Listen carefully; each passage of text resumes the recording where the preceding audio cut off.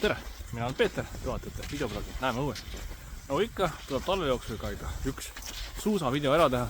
Olen tulnud Padise terviserajal ja lasen siit väikesest mäest alla.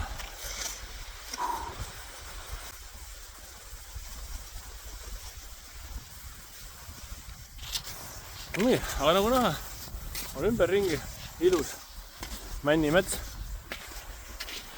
Rada paistab ka. Aga jah, paistaks veel ka päike, paistaks siis ilusasti siit puude vahelt see päike oleks veel eriti mõnus. Aga ei saa kurta midagi. Ilus talve ilm. Rajad on ilusti ka tähistatud. Padise terviserada. Ja siin vaatame ka korra seda üldkaarti.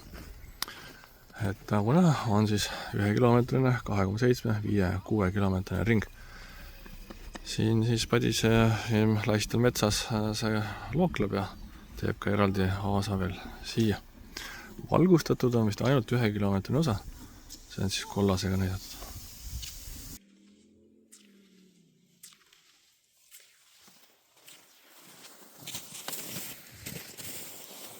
Ilus, väga ilus. Loodus on ilus, rada on ilus, kiidusõnud rajameistrile. On klassikarada ka sees. Ja mis sa hing veel tahad? Rahulik männimets, avar männimets. Tulge kindlasti suusatama. Pikem rada läheb ka liini alt läbi.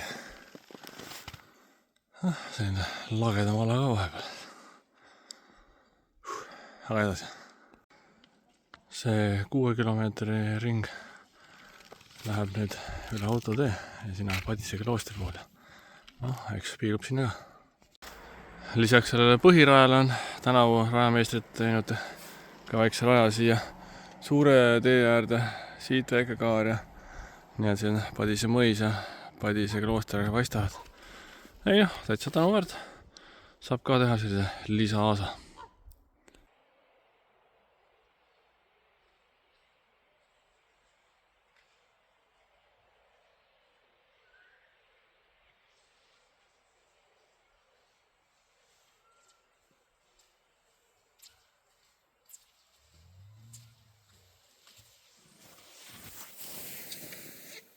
No nii. Padise tervisada 1 korra olen läbin siin teist korda. Hakkab juba pimedas ka minema, nii et varsti hakkan lõpetama. Aga mis öelda? Väga ilus rada. Ilus männimets ja kohati see rada lookleb ka jõe ääres. Kindlasti soovitan.